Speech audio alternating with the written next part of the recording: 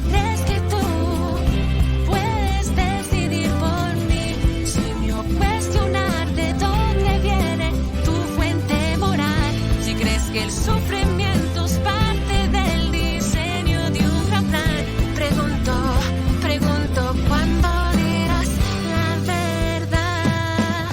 El sacrificio que tú haces es donar tu mente. No es amor si amas más el alma que la gente, es evidente. Saludos a todos y bienvenidos a este episodio maravilloso, el cual hemos titulado Pokémon y Evolución. Hoy me acompaña en esta interesante tarea el señor Rafael Tapia, y eso es... ¿Cómo le va, Rafa? Hola, hola. ¿Cómo estamos? Muy buenas tardes a todos. Buenas tardes. Estamos aquí porque queremos destruir un mito de que la gente siempre dice: ¡ay, estos ateos malvados dicen que la evolución es algo real porque han jugado Pokémon! Dígame, señor Tapia, ¿es la evolución, es Pokémon evolución? No, la evolución no es Pokémon. Los organismos que viven no dan a luz a organismos de una especie completamente diferente. Pero bueno, esto lo veremos a lo largo del programa del día de hoy. Entonces, Rafael, creo que lo más importante es partir por, primero, el mayor malentendido. Cada vez que nos dicen: ay, pero es que la evolución es solo una teoría, no está corroborada, todavía no se convierte en ley. Ay, tiene que no, decirnos bueno, ante esto? Teo, a mí me da coraje, ¿no? Que nuestros sistemas educativos propaguen este tipo de ideas absurdas, ¿no? Iba a utilizar un apelativo bastante más insultante que eso, ¿no? A ver, aquí es muy importante entender el esquema de lo que es una teoría, ¿no? O sea, al final, hasta en nivel coloquial se está malentendiendo, porque a nivel coloquial se utiliza como una especulación o una suposición particular sin fundamento, no. Hasta en nivel coloquial debería de ser un sistema de ideas para explicar algo que sucedió o algo que sucede, ¿sí? Eso es una teoría de fondo, eso es lo que debería de utilizarse hasta en nivel coloquial. Ahora, a nivel científico estamos hablando de algo bastante más riguroso. Una teoría utiliza métodos, utiliza las leyes naturales que ya tenemos en la realidad, utiliza la evidencia con la que se cuenta en otras ramas y disciplinas científicas. Las teorías lo que hacen es que observan algún fenómeno que hay en la realidad.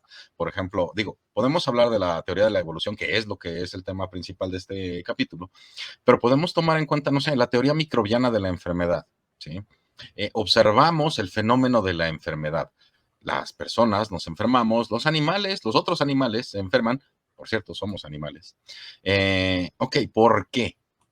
Bueno, pues a la hora de entender y de examinar el cuerpo humano y encontrar que nuestro sistema está peleando con algo y utilizando las muestras, microscopios, etcétera, observamos que puede haber microbios, puede haber virus, etcétera, y entonces desarrollamos todo un marco de trabajo y de ideas alrededor de esta evidencia. Ok, existe la teoría microbiana de la enfermedad para explicar cómo es que nos enfermamos debido a microbios o virus.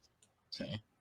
Es el marco de trabajo, es toda la explicación con base en ideas y evidencia que hay. Las teorías son marcos con los cuales entendemos algún fenómeno particular y de ahí se derivan hipótesis y predicciones. Las hipótesis sí se permiten comprobar. Cuando tú haces una hipótesis, diseñas una experimentación para comprobar la hipótesis.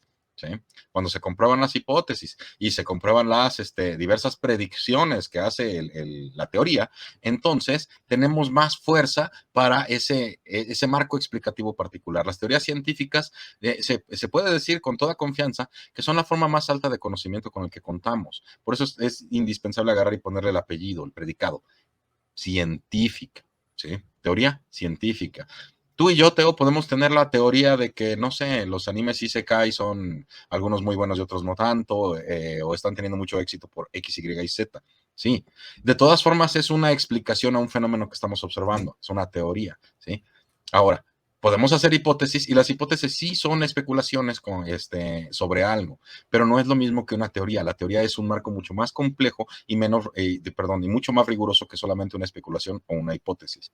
Por favor, para todos aquellos que sostengan la noción de esta idea de es que solo es una teoría, en buena onda, atrévanse a saber, dejen de decirlo porque quedan como ignorantes. ¿Sí? Perfecto. Y bueno, quiero ya comenzar con esto y destruir el mito de que, ay, la evolución es porque vieron Pokémon. No sé si sabrán, pero a mí me gusta bastante Pokémon y por eso decidí hacer esta hermosa presentación. Y los que sepan, sí, ese es Eevee, obviamente el Pokémon Evolución. El que haga un chiste sobre Vaporeon se ha baneado. Y hablemos de inmediato sobre la evolución en Pokémon.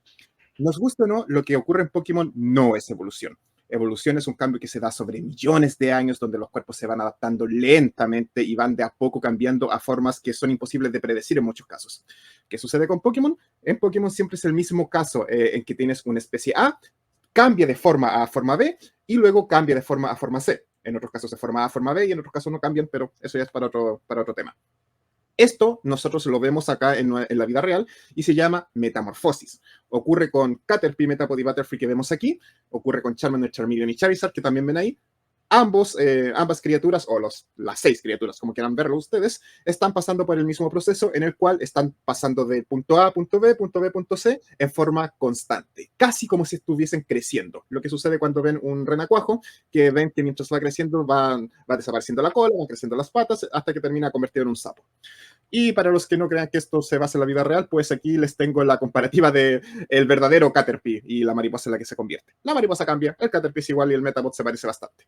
Entonces, quiero que quede claro que Pokémon no es evolución. Pokémon es una metamorfosis que lamentablemente en el juego le llaman evolución. Digamos que es otro mundo y son ignorantes allá de la palabra metamorfosis y creen que metamorfosis es un cambio temporal por razones que no entraré a explicar ahora. Sin embargo, en los últimos juegos sí hay algo que podemos comparar con la metamorfosis, perdón, con la evolución, que no es metamorfosis. Esto es lo que son las formas regionales. Esto es algo que se llama evolución divergente, en la cual tenemos una especie que va a convertirse en más de una especie distinta a través del tiempo. Lo vemos en los caninos, tenemos zorros, lobos y perros comunes hoy en día, que provienen de un ancestro común que va a ser un canino ancestro común. Para las personas que conocen a Meow, este hermoso Pokémon que ven acá, tenemos el Meow regular que se encuentra en Kanto, al medio tenemos el Meow de Alola, un Meow real, y el último, esa criatura que pareciera tener fetiche de patas, es el Meow de Galar. Los tres son Meow, son la misma especie, pero con formas distintas y provienen de un ancestro común.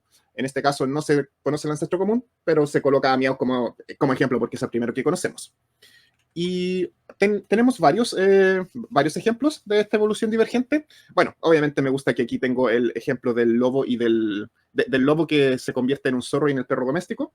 Y también lobos, tenemos lobos. Ay, si la evolución es real, ¿por qué no hay lobos aún? Los hay. Lo que pasa es que los lobos siguieron por su camino, ya estaban bastante bien, no tuvieron que adaptarse. Los zorros sí se adaptaron y los perros domésticos se adaptaron a nosotros y después lo fuimos experimentando con ellos. Este pez de tierra que ven aquí, Stunfish, eso sería un ejemplo en Pokémon de criaturas que tomaron un camino distinto a pesar de tener un ancestro común. Para los que sepan, ese que está en el círculo sí es el ancestro común, era el diseño original que Game Freak simplemente se deshizo de él. Pero bueno, eso es para los fans.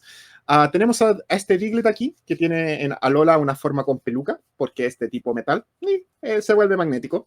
Y ese hermoso Wooper que está en un lado que es de tierra, en un lado es de agua-tierra, en el otro es de veneno-tierra. Y me gusta mucho el ejemplo de Wooper, porque tanto en Stunfish como en Diglett, ambos, Stunfish sigue siendo Stunfish y Diglett sigue siendo un Diglett que evoluciona en Dugtrio. Wooper tiene esta cosa de que empieza como Wooper, pero al evolucionar, la parte de Yoto, que es el de agua, se convierte en Quagsire, y el que viene de Paldea, que es, que es el de veneno, se convierte en Clodsire. Y esto significa que tienen la base es la misma, pero la metamorfosis, la siguiente etapa, la etapa 2, es diferente. Lo que me encantó porque es muy parecido a cómo pasa con los zorros y los perros, que una vez más vienen de los lobos, pero ahora están muy diversificados a pesar de que ambos son caninos. Antes de pasar a la siguiente parte, que es de... tengo más ejemplos de evolución divergente porque salieron muchos, pero esto simplemente los muestro así rápidamente. Y luego voy a ir a la evolución convergente. No sé si quieres mencionar algo antes de continuar con esto, Rafa. Pues mira, desde hace rato estaba pensando precisamente en esto que hiciste con el Meowth. Ahí vale la pena darnos cuenta de cómo va sucediendo la especiación en anillo, ¿no? O sea, cuando tú tienes un radio particular, un círculo, por así decirlo, ¿no? Si tú agarras y pones a toda la población de una especie en un ecosistema, y esa población empieza a crecer de tal manera que los recursos del ecosistema son insuficientes, la población va a irradiar en diversas direcciones, o mejor dicho, en todas direcciones, para donde quiera que encuentre recursos, ¿sí? Evidentemente, cuando eso sucede y llegan a algún lugar cercano en donde encuentren recursos, vas a encontrar que hay las diferencias en especie que hay entre la especie que está en el lugar principal y los ecosistemas que rodean o que circundan, por eso se llamaría anillo, es muy similar, son muy cercanos y puede haber intercambio genético entre ambos si es que llegan a migrar unos de regreso o unos de la población original al nuevo ecosistema, ¿no? Pero los nuevos ecosistemas siempre suponen o siempre presentan cambios en la presión ambiental, en el cambio geográfico, perdón, en la carga geográfica, por así decirlo, ¿no? El clima, las características de los demás organismos que viven en ese lugar, y eso presenta desafíos a la especie que se está irradiando, ¿sí? Estos desafíos los tienen, para poder sobrevivir, bueno, pues tienen que lidiar con ellos. Ok, lidian con ellos en la primera generación como pueden, y algunos no sobreviven hasta el siguiente ciclo. Esos que sobreviven hasta el siguiente ciclo tenían algunas características que les permitían mantenerse vivos hasta el siguiente ciclo de reproducción. Pero de entre los nuevos nacidos, ahí es donde viene la parte interesante, ¿no? Cada generación, esto es bien importante agarrar y que quede bien claro en el público. Evolución no es metamorfosis. Ningún organismo da lugar a otro organismo de especie completa y absolutamente diferente si no hay un proceso de hibridación. O sea, tendría que agarrar y literalmente transformar a su vez. Alguien piensa, no sé por qué, pero hay personas allá afuera que piensan que en algún momento un mono, que ni siquiera es una especie, el mono es una forma coloquial de llamarle al mico moderno, por así decirlo, ¿no? Pero piensan que en algún momento un orangután dio a luz a un ser humano. Perdón, eso es estúpido. No se preocupe, estimado, ya vamos a ir para allá. Exacto. Una cosa... Nada más quería ver la irradiación y las especies anillo y la cercanía que puede haber entre especies anillo o ecosistemas anillo, ¿no? Alrededor, ¿vale? Perfecto. Una cosa rápidamente que voy a mostrar fuera de la presentación, porque no lo incluí en la presentación y ahora me acabo de dar cuenta de ello, es que cuando no ocurre lo que tú mencionaste y no hay presión, pues las criaturas no necesitan cambiar. Eso ha sucedido con los tiburones, que los tiburones son criaturas que evolucionaron antes de que hubiese árboles en nuestro planeta. En el Devónico aparece una de mis criaturas favoritas, el Celacanto, que también hay un Pokémon Celacanto. Y estas criaturas que ya son perfectas y no necesitaron cambiar en todo este tiempo, han ido cambiando en forma interna, pero no externa. Sabía que ibas a eso, Rafa. Sí, acá, y la ley de conservación, el principio de conservación de Hardy-Weinberg, en el que las presiones evolutivas en el ambiente particular, estos organismos están no perfectamente adaptados, pero están muy bien adaptados a ese espacio particular, por lo cual el mismo ecosistema hace que sean seleccionados naturalmente aquellos organismos que mantengan cierta viabilidad genética. ¿Sí me explico? ¿Sí? Es lo que hace que prevalezca la especie. Es la misma evolución, la misma selección natural y el ecosistema. A eso se le llama equilibrio. Exacto. Están en este ecosistema en que no necesitan adaptarse, no necesitan cambiar, se mantienen físicamente, pero como ya dijimos, ocurren estos cambios. Muy bien, muy bien. La siguiente parte que voy a mencionar ahora se llama evolución convergente. Para hablar de la evolución convergente, necesito mostrarles mi presentación que se me perdió, pero está aquí y se ve muy bonita. Entonces, recuerden, la evolución divergente la tenemos aquí. Presten especial atención al Diglett que está abajo, por favor. Ese Diglett que en la evolución divergente tenemos dos Diglett. Uno, que es el de tierra normal, que es de Canto, que evoluciona en Ductio, ambos son tierra normal, y el otro que pertenece a, ¿es este de Paldea, creo? No, perdón, de Alola. El Diglett de Alola, que uno es tierra metal, y evoluciona en un Ductio tierra metal que tiene esta peluca. ¿Por qué los quiero mencionar? Porque Diglett no solamente es un ejemplo perfecto de evolución divergente, sino que en Paldea conocimos un ejemplo de evolución convergente. Ahora, divergente es cuando hay una bifurcación, una división. Una especie se convierte en dos especies distintas. Convergente, cuando hay una convergencia, es cuando criaturas distintas que no tienen un ancestro común terminan en una forma similar. Hay un chiste que ha estado dando vueltas ahora y que se me olvidó y recién me acuerdo ahora, que es que todos los animales se convierten en cangrejos, porque la forma de cangrejo es la forma evolutiva final. ¿Rafa? Ok.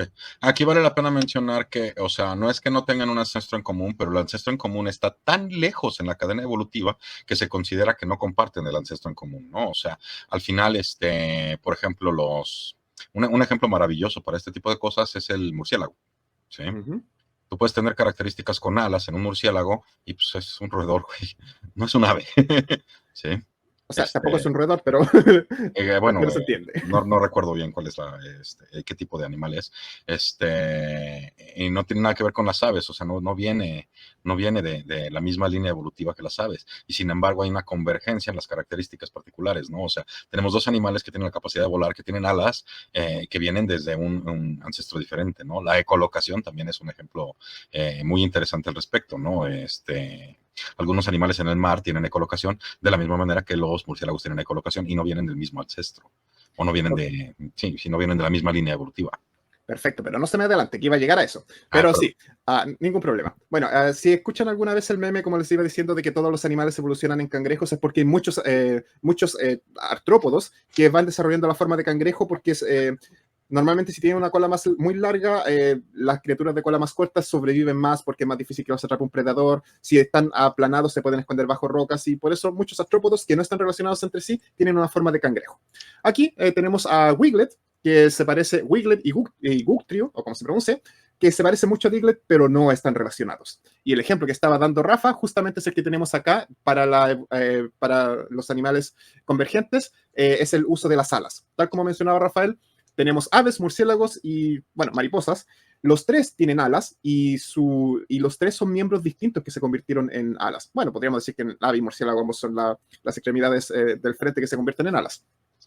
Abajo hay dos criaturas que me encantan. La primera es ¿cómo se llama esta cosa?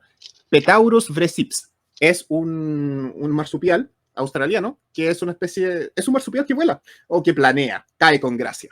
Y al lado tenemos una ardilla voladora norteamericana, que es una ardilla que hace exactamente lo mismo. Se ven casi iguales, son idénticos y son dos criaturas que, una vez más, su ancestro como está tan atrás que no se pueden decir que son de la misma familia. Uno es un mamífero de la familia de los roedores, el otro es un marsupial, no están relacionados entre sí, excepto por Luca, no por los primeros mamíferos, pero ambos desarrollaron la misma forma estando en continentes totalmente distintos y no son parientes. Es maravilloso. Los Pokémon, estas tacitas de té no me gustan mucho, pero vamos, ¿quién no conoce a Tentacool, Tentacruel? Toedscool y Toedscruel son sus formas convergentes, son dos criaturas de hierba que evolucionaron en Paldea, se les parecen mucho, pero no están relacionados a pesar de la gran similitud que hay entre ellos. Así que eso es un gran ejemplo de evolución convergente, criaturas que no están relacionadas entre ellos y que desarrollan estas características similares y en muchos casos formas físicas similares. La mejor es la forma de ¿cómo se llama? En el mar, cuando vemos que los tiburones tienen una forma como de torpedo y los delfines tienen una forma similar, y los delfines son mamíferos, son una familia totalmente distinta. La mayoría de los peces tienen esta forma de misil porque la necesitan para moverse rápido en el agua. Entonces, antes de pasar al próximo punto, importantísimo, recordemos, evolución convergente, evolución divergente, una criatura que se separa en dos, Diglett de Alola y Diglett de Kanto, ambos son Diglets, pero tienen características distintas.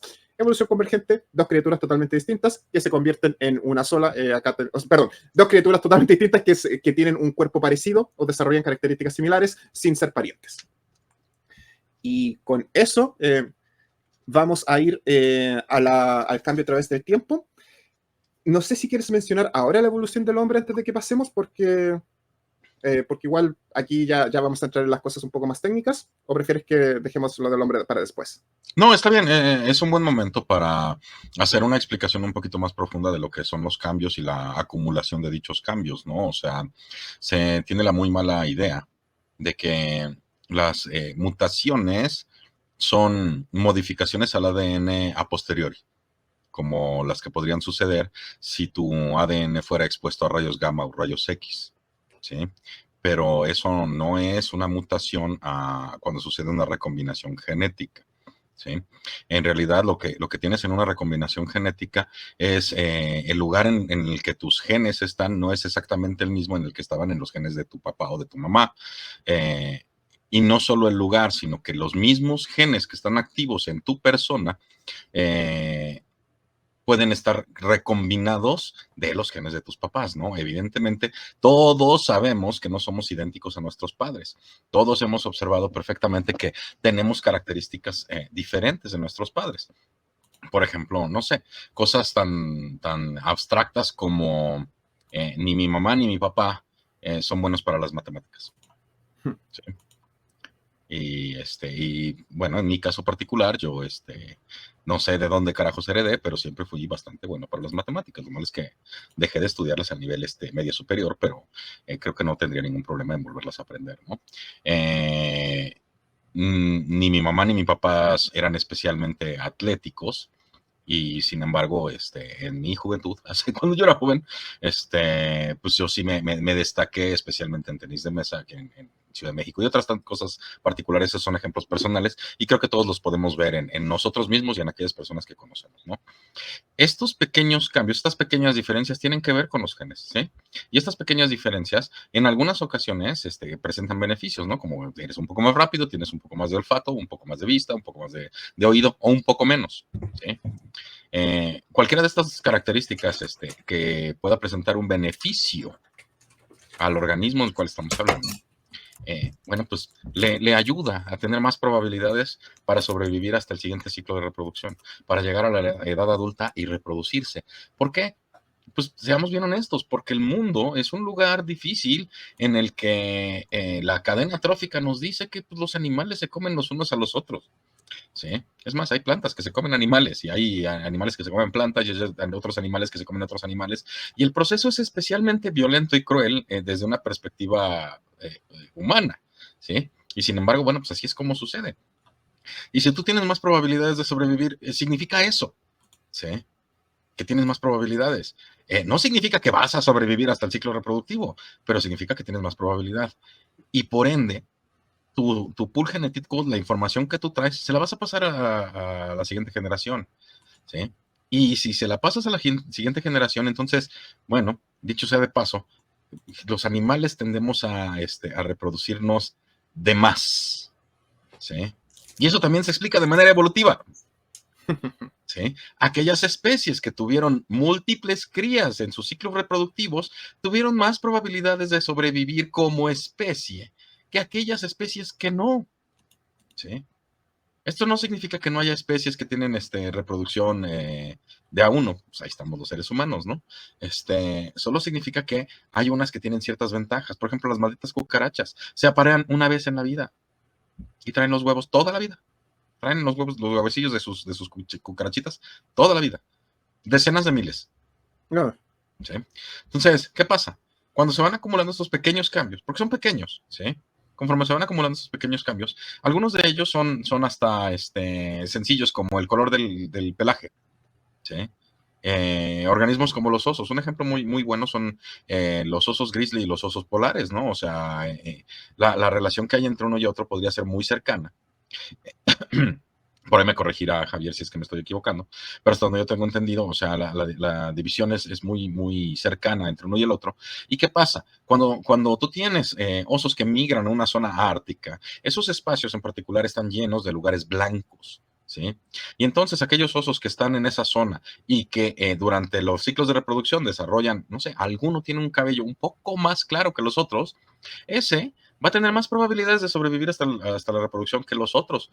¿Por qué? Pues porque es más fácil que se mezcle con el ambiente, hasta el grado que son blancos, todos. En Alaska se está dando de que como se está derritiendo el hielo por culpa del cambio climático, los osos cafés y los osos blancos se están juntando y se han reproducido entre ellos y han sacado especies de osos más peligrosas aún que los osos polares. Imagínate. Fíjate nada más, ¿no? Ajá. Entonces tenemos ese tipo de cosas y son tan cercanos que pueden tener reproducción. Y sin embargo, si los separaras más tiempo, eventualmente tendrías una divergencia evolutiva en el cual ya son una especie tan diferente que no se pueden reproducir de forma eficiente y efectiva. ¿Sí? Esa es la gran diferencia, ¿no? Entonces, no sé si quieres que pasemos a los humanos o lo dejamos para un poquito más adelante de la presentación. Sí, quería hacerlo justo ahora, pero creo que es importante mencionar un par de cambios acá del tiempo y luego de esto vamos, antes de ir a la especiación, a lo específico, vamos a ir con los humanos. Entonces, tal como acaba de explicar Rafa, estos mínimos cambios van a ir con mucho tiempo creando distintas especies. acá les tengo al antepasado, este protodinosaurio de acá, que es el antepasado de todos los dinosaurios, creo que es un Silisauridae. Insisto, si hay un experto que nos corrija. Y de este dinosaurio se van a ir, este protodinosaurio van a irse dividiendo las distintas especies: Tyrannosauridae, Compsognathia, Ornithomiosauria. Soy pésimo leyendo. El punto es que ahí tienen los primeros que van dividiéndose. Ay, los terópodos son mis favoritos. Luego ya se van dividiendo en otras criaturas y, como ven, mientras sube el cladagrama, vamos a terminar llegando a las aves. Dromaeosauridae, que son como estos velociraptors que me encantan. Y luego finalmente tenemos las aves, que son los dinosaurios que no se extinguieron y que tenemos vivos hoy en día. El resto, para abajo, todos lamentablemente desaparecieron.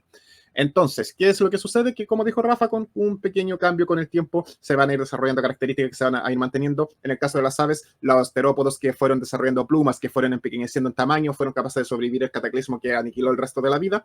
Ellos, como sobrevivían en lugares pequeños, tenían esta protección para el frío y adicionalmente podían volar, o algunos de ellos, pues lograron adaptarse y continuar viviendo.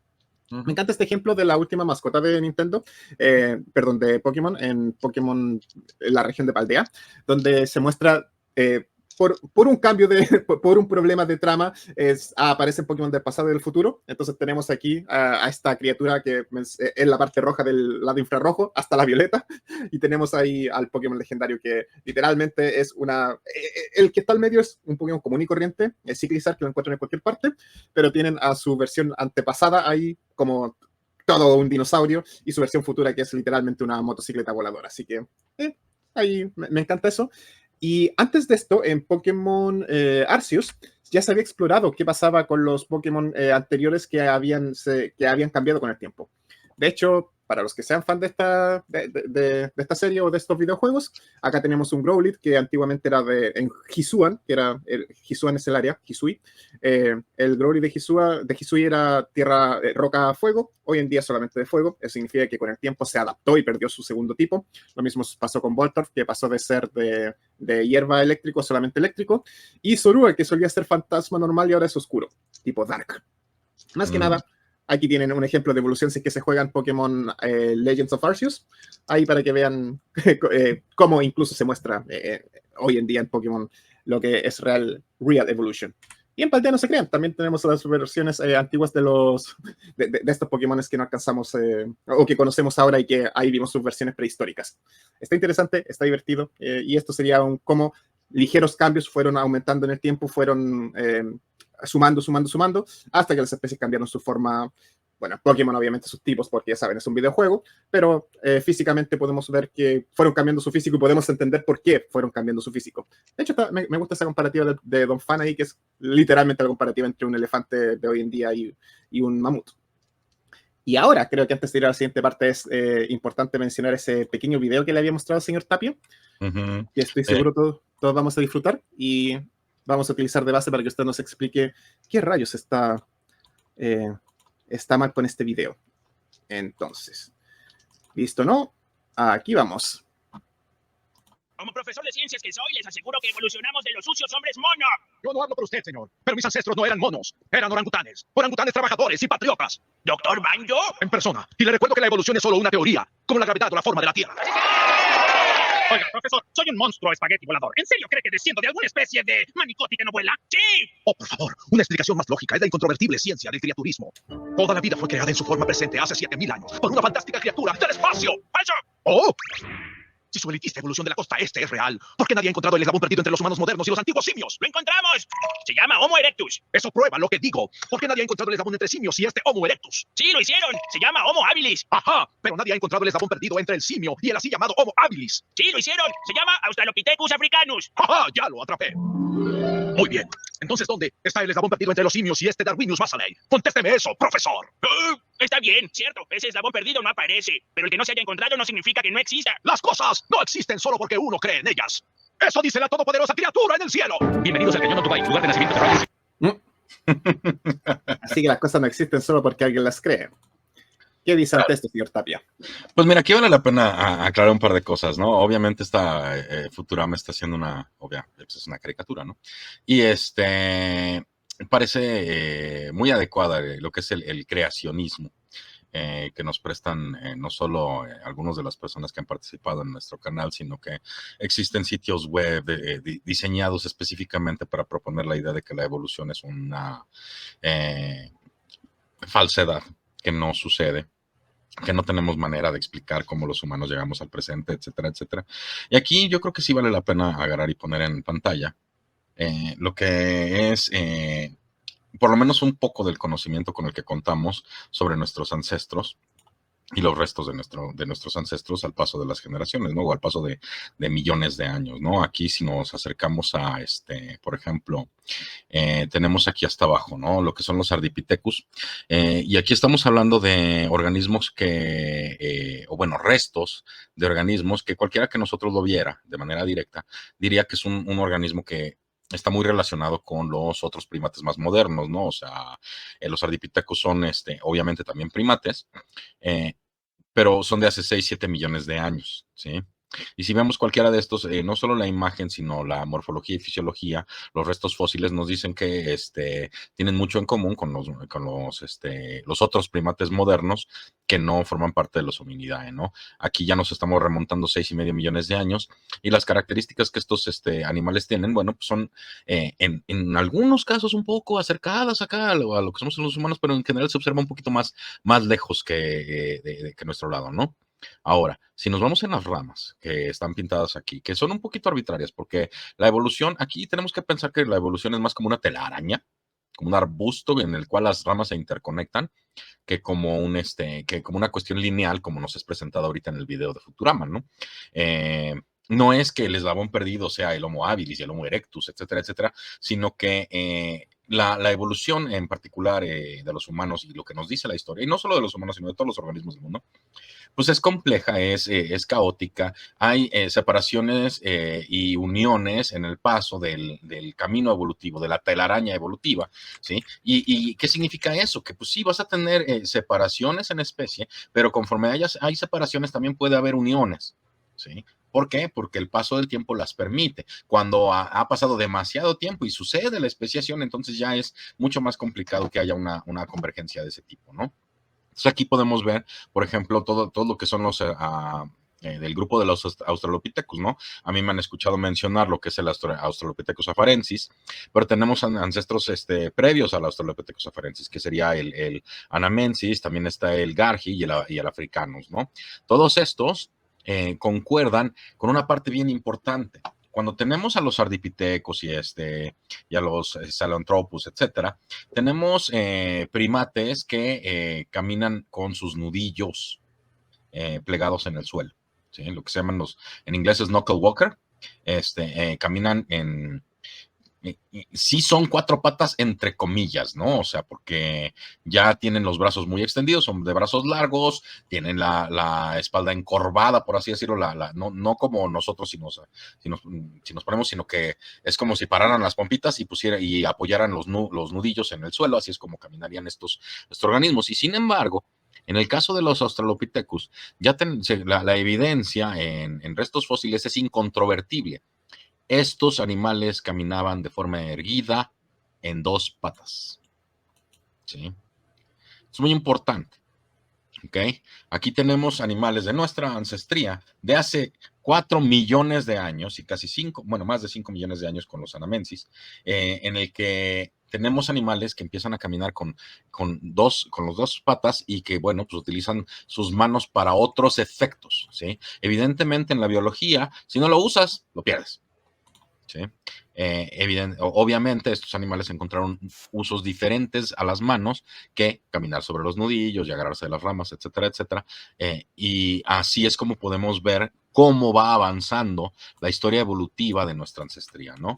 Ahora aquí ya vale la pena irnos a meter a la rama de los Homininae, ¿no? Aquí dice que es el grupo Homo, obviamente, ¿no? Híjole, no me acuerdo cómo se le llama en el clado, creo que es el género Homo, sí. Y de entre los más antiguos podríamos estar aquí hablando de el Homo habilis y el Homo rudolfensis, ¿no? Que por ahí rondan los 2 millones de años, ¿sí? Estos animales, aquí vale la pena mencionar nuevamente, el espacio craneal, por ejemplo, nos dice mucho sobre cómo es el animal que estamos examinando. no solo es el espacio craneal, sino también la columna vertebral. Nuestros huesos, nuestra pelvis, etcétera, tienen ciertas características y si no, no están acomodados de una forma adecuada, entonces el organismo no podría funcionar, no podría moverse. Por eso la columna vertebral es algo que generalmente se entiende como la parte fundamental para que algo se mueva, ¿no? O sea, metafóricamente se dice, no, es que la columna vertebral de este plan es tal, tal, tal. Ah, bueno, pues si eso falla, entonces todo el plan falla, ¿sí? En el caso de los Australopithecus, pues es la columna vertebral de estos organismos que hemos examinado en los restos fósiles, nos dicen con toda claridad y más allá de cualquier duda razonable, sabiendo oceología, que estos animales caminaban de forma bípeda, ¿sí? Y cuyos cráneos oscilaban por ahí de los 350 y los 400 centímetros cúbicos. Estamos hablando de cráneos muy pequeños, ¿sí? Cerebros pequeños, como los observamos en algunos monos modernos, ¿no? En algunos micos modernos, bonobos, etcétera, etcétera, ¿no? Ahora, de este lado, vamos a ver un cambio al paso de millones de años, porque estamos hablando de que este animal, los Australopithecus anamensis, pues rondan por ahí de más de los 4 millones de años, ¿sí? Y los ardipithecus, etcétera, por ahí andan rondando los 6 y 5 millones de años, ¿sí? Esos son los restos fósiles. Imagínense 1 millón de años. ¿Cuántas generaciones suceden en 1 millón de años cuando tú tienes procesos, ciclos de reproducción que son de 15 a 20 años máximo? Y hasta menores, ¿sí? Entonces, ahora sí que dividan 1 millón entre 15, ¿sí? Entre 10 les da 100. Entre 20 les da 50. 50 generaciones. A lo largo de 50 generaciones puede haber muchos cambios, ¿ok? Y eso, si son lineales, ¿no? Ahora, vamos aquí con los cerebros del Homo, lo que es el espacio craneal del Homo habilis y del Homo rudolfensis. Aquí ya podemos encontrar que el espacio craneal es mayor que en los anteriores, que en los ancestros que tenemos en los Australopithecus, ¿sí? ¿Qué pasa? El espacio craneal que tiene cada uno de estos organismos que están aquí presentados, y a ver, vale la pena mencionar que esta imagen, este gráfico que estamos analizando, no es exhaustivo. Faltan muchos restos fósiles, faltan muchos animales que también concuerdan en cuanto a las edades, ¿sí? Los tiempos, pues, y que convivieron con otros de nuestros ancestros, ¿no? Y que forman parte ahí del género Homo. De hecho, nuestros restos fósiles se remontan, nos cuentan una historia de los últimos 18 millones de años en cuanto a los primates modernos, ¿vale? Aquí tenemos 350, 400, 500 centímetros cúbicos de cerebro, ¿no? Por acá en Homo erectus ya tenemos 500, bueno, aquí son 350 y 400, por aquí ya tenemos 500 centímetros cúbicos aproximadamente, de 500 a 700 centímetros cúbicos, por acá tenemos una cosa así como 750, 900 centímetros cúbicos, y ya luego tenemos al Homo sapiens, ¿sí? Que hay desde 1100 a 1500 centímetros cúbicos de espacio craneal para el cerebro. Aquí hay una evolución de los cerebros humanos que nos cuentan los restos fósiles, ¿sí? Y no es lineal, no es que el Australopithecus afarensis o el Gargi o el africanus haya dado lugar al Rudolfensis y del Rudolfensis salió el Heidelbergensis y del Heidelbergensis salió el humano. No, lo que tenemos es nuevamente la telaraña de la evolución o el arbusto evolutivo en el que las ramas sí se pueden interconectar entre ellas, ¿sí? La historia es bien clara y específica. Sabemos que no solo somos primates porque compartimos todas las características necesarias para hacerlo, sino que evolucionamos al paso de los últimos millones de años hasta ser lo que actualmente observamos en nuestro día a día. Muchas gracias, Teo. Y quizás si me hubiese desmuteado, me escucharías. Perfecto. Ahora vamos a pasar a la siguiente parte, la parte un poquitito más técnica. Vamos a ir desmenuzando un poco lo que es la evolución y vamos a partir por algo importantísimo llamado especiación.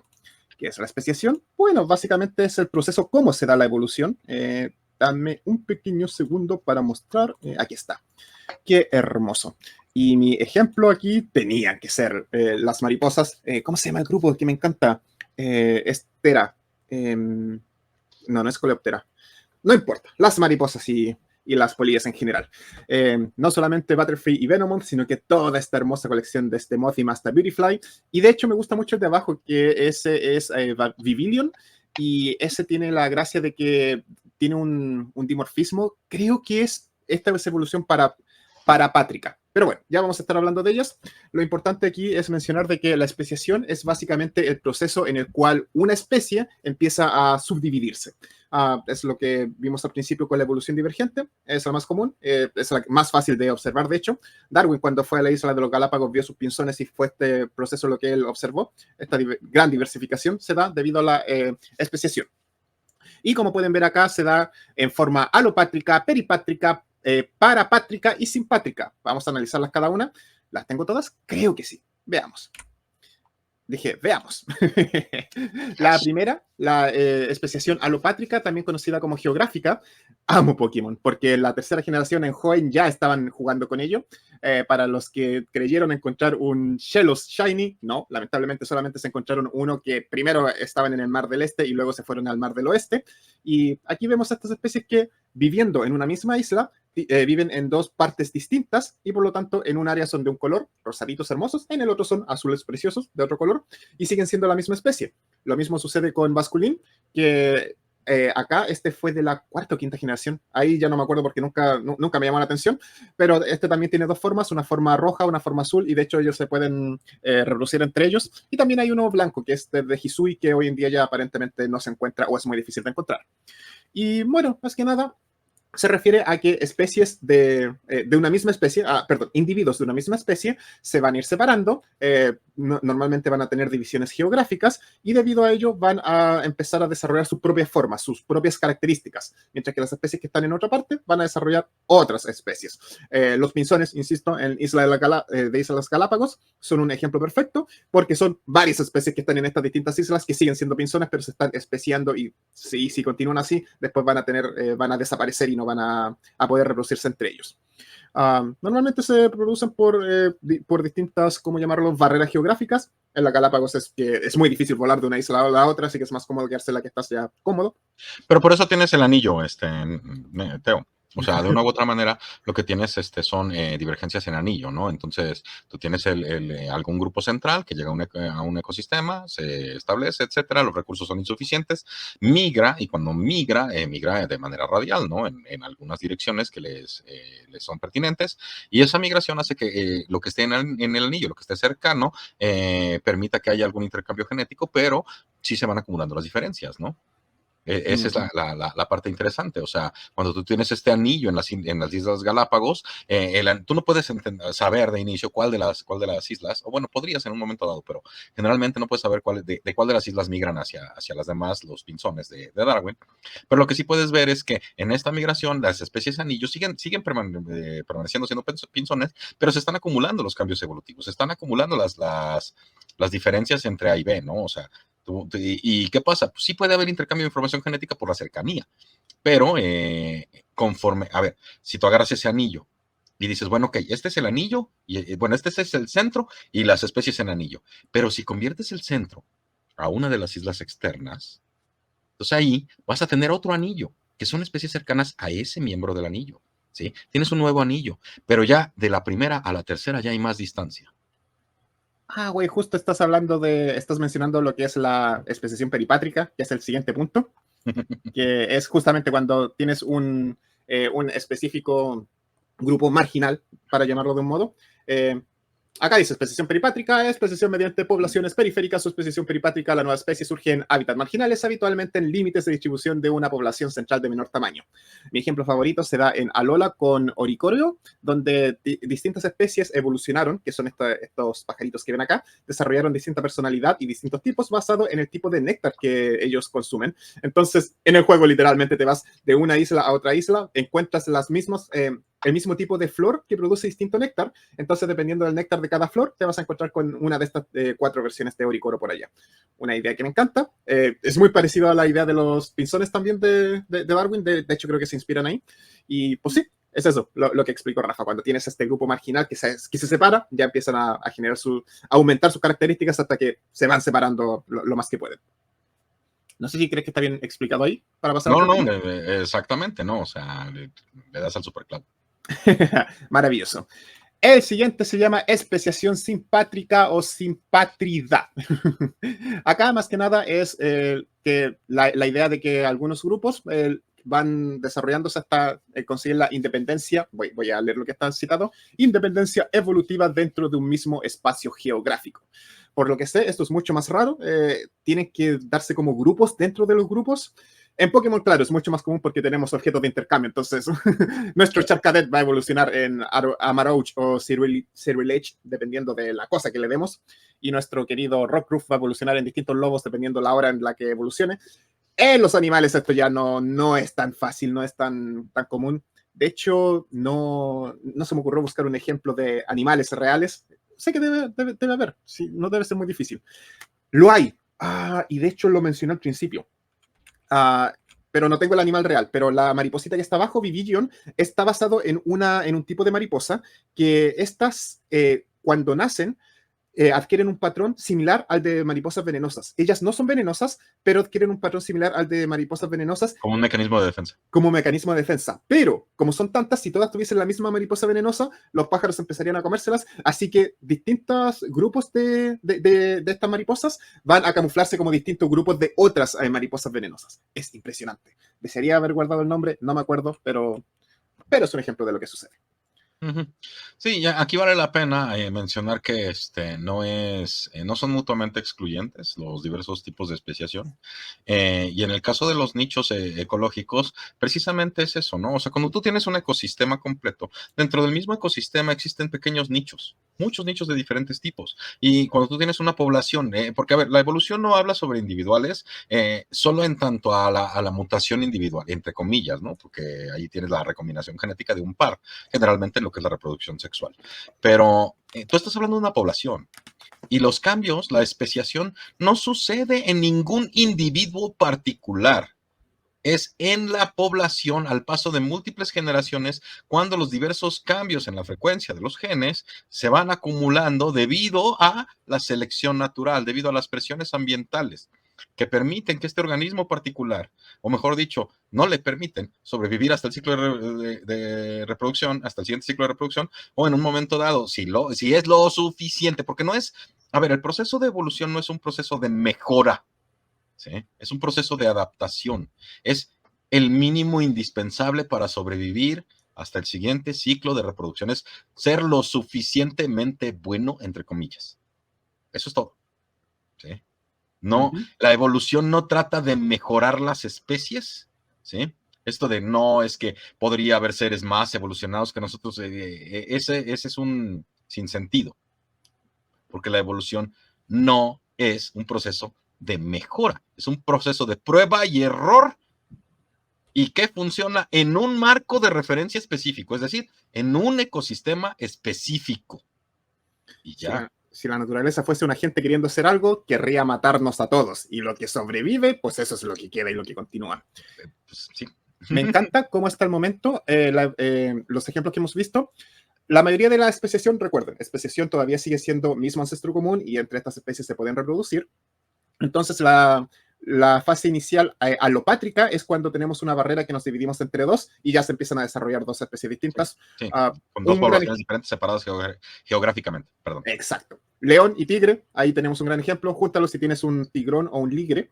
Después tenemos la peripátrica y la parapátrica, que se parecen mucho, solamente que la peripátrica es un nicho aislado, mientras que la parapátrica es un nicho adyacente. O sea, puede haber todavía intercambio. Hay un caso que cito de unos elefantes. De Darwin. Bueno, también los pinzones sí. Hay un caso de elefantes que habían crecido juntos y los juntaron porque estaban... Sí, te espero. Y los todo es que me habló la autoridad superior. Ok. Y los juntaron porque los estaba dividiendo una línea divisora de países, y cuando los juntaron, una especie aniquiló a la otra en el sentido de que se reprodujeron y adquirieron todo el material genético, y la otra simplemente desapareció. Y era porque habían evolucionado en forma parapátrida, o se habían especiado así, y ahí ya se fusionaron y desapareció la mezcla o la separación entre ellos. Y finalmente la forma simpátrida, que como estábamos hablando recién, es muy raro, pero se da dentro de la misma población. El mejor ejemplo serían los canes. Tenemos muchos tipos de perros que ustedes pueden ir y revisar las especies de perros que tenemos, y ellos siguen siendo perros y siguen estando compartiendo en el mismo lugar. Pero vamos, ustedes han visto todos a un pastor alemán, a un chihuahua y a un San Bernardo, y no van a decir que son, aquí no hay cambio alguno. Y pueden estar los tres viviendo en la misma casa y simplemente han sido criaturas que En este caso, casi en forma artificial, los humanos han ido modificando, pero así es como funciona la evolución. Ahora bien, lo último, no es lo último, pero es casi lo último, de lo que voy a hablar se llama coevolución. Coevolución, para las personas que no sepan, es algo muy interesante que se da cuando especies evolucionan junto a otras. Uno de mis ejemplos favoritos es una especie de roedor que defeca dentro de una planta carnívora. Entonces, así la planta carnívora adquiere los nutrientes que necesita y a cambio le da néctar para que esta rata los consuma. En Pokémon no tenemos nada de eso, o sea, no tenemos eso, pero sí tenemos estas criaturas hermosas. Por ejemplo, ahí tenemos a Mantine con su Remonite. Esto sí se da en la naturaleza, donde las mantarrayas y los tiburones tienen estos pececitos que van alimentándose de los parásitos que van a vivir en las especies de las rayas y los tiburones. Parras, me encanta este insecto que creció con esta seta en su espalda y al final la seta toma control de él. Hay hongos parasíticos que han evolucionado para atacar a distintos tipos de especies. Los que se vieron la serie de Last of Us recordarán que ahí se mostraba una hormiga que estaba siendo atacada por un tipo específico de hongo y que, bueno, en esa serie al final los hongos se convierten en cazadores de humanos, así es como empieza el apocalipsis ahí. Algo parecido. Existe en la naturaleza, existen hormigas, existe creo que con escarabajos, si es que mal no recuerdo, y otros insectos que ahora no recuerdo. Y este pez gigante con ese sushi en su boca es un dodonzo que tiene estos mini sushis que son como dragoncitos que en el juego se pueden unirse y tener ciertos ataques que se dan poder los unos a los otros, pero que se basa en criaturas marinas que comen dentro de la boca de tiburones, por ejemplo. Viven en el fondo del mar, no me acuerdo los nombres ahora, debía haber buscado ejemplos, pero se dan y es muy común. Estos ejemplos de coevolución tenemos muy pocos en Pokémon porque ya saben, Pokémon se trata de otras cosas, pero tenemos, y en la vida real sucede a menudo. Y la última parte a menos que Rafael después me vaya a corregir, pero la última parte importante de lo que es la evolución se refiere a la extinción. La extinción se refiere a cuando alguna criatura, una especie deja de existir y solamente podemos saber de ella a través de fósiles. Ya no encontramos las criaturas, no encontramos, perdón, la criatura viva, sino que encontramos solamente los restos de ella. Para los fans de Pokémon tenemos Amorus, esta criatura aquí horrible que parece una tortuga serpiente de amorcito. Enamorus se llama, perdón. Enamorus es un legendario de Legend of Arceus que desapareció y se extinguió. Tenemos a Gensec, este bicho legendario que también se extinguió y que lo revivieron como robots, pero en sí el Pokémon ya está extinto. Y ahí verán ese Pikachu con gorrito cowboy que es un arqueólogo que está mostrando los Pokémon que han sido basados en dinosaurios y criaturas extintas en general.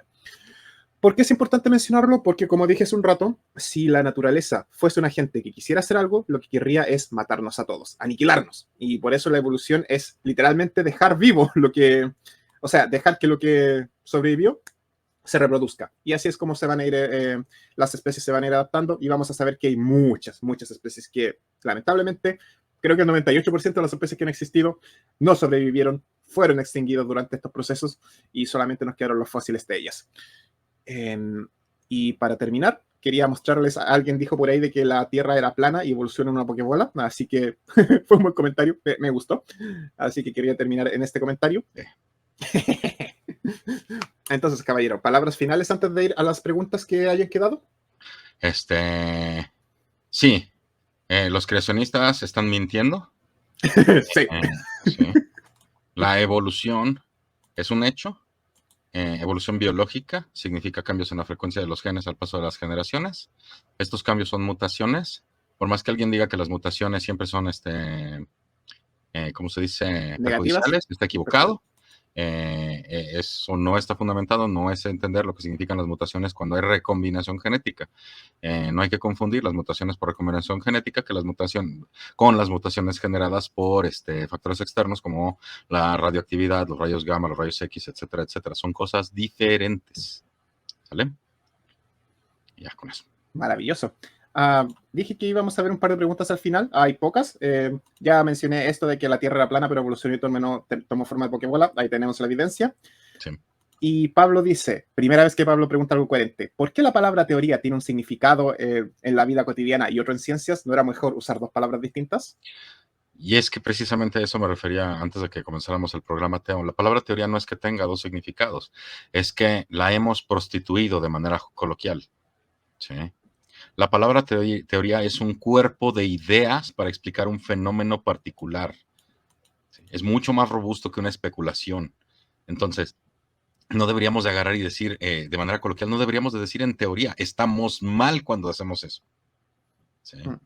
Estamos utilizando mal el vocablo. La palabra teoría es el grupo de ideas que se presentan para explicar un fenómeno particular con bases. ¿Sí? Entonces, es bien diferente que agarrar y especular y sacarte del orto la idea de que los organismos vivos que habitamos el planeta aparecimos por abracadabra. Bueno, y con eso vamos a terminar el episodio de hoy. Obviamente quiero terminar con una hermosa imagen. Les presento al Pokémon Evolución. Les presento a Eevee. Hermoso, me encanta. Debería llamarse Eon o Evo. Pero bueno, gracias a todos los que nos acompañaron. Muchas gracias, querido Rafa, por estar aquí con nosotros. Y nos veremos pronto, gente.